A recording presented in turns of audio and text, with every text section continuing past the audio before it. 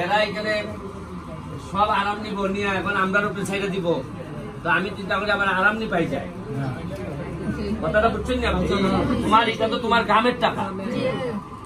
আমি তো এরারে কইছি যে যদি শ্রমিকের বেতন দিতে না পারো তাহলে বাগান চালো। আগের যারা এমপি আছে এরা সব মালিকের পক্ষে ছিল। হ্যাঁ, মালিকের চাটা খাওয়াইছে আর শ্রমিক বিলাসিতা করছে। এখন আমি তো বাংলাতেই যাই না, বিলাসিতা করে। আর আমি চোখ দেখলেই তো বাঘ পাচ্ছি না। আর আমার কথা আমি ভাগ খাইতাম না, তোমার খাইতে দিতাম। আগে তো এমনি একটু বাঘ লইয়া হ্যাঁ আছি গো, আমি আওয়ামী লীগ করিব। হ্যাঁ, আর বাগানের মানুষে মনে করছে নিশ্চয়ই মনে হয় শেখ হাসিনা কয়ে দিছে গো।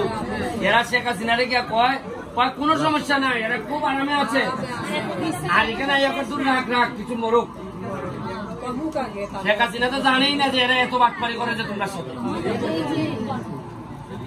এই কথা কইতো কে কেটায়? আমি প্রথম এবার 40 বছরের ইতিহাসে প্রথম আমি সংসদে গিয়া শেখ হাসিনার সামনে কইছি যে আপনারা এরা মা মানে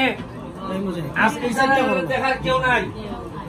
আপনি এদেরকে সিন্ডিকেটকে বলেন ওই চার দাম বাড়াক, নাইলে আমারে বলেন, আমি আমার চা শ্রমিককে নিয়ে আমার আলাদা সংসার করতে হইতে।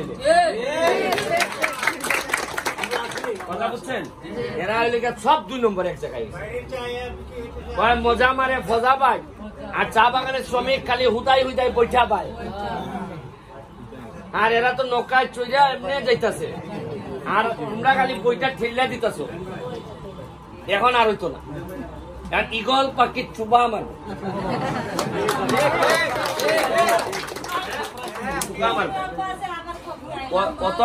অত সুতরাং ঠোঁট দিয়ে কামড়ে ফেলাই দিব মাঝে।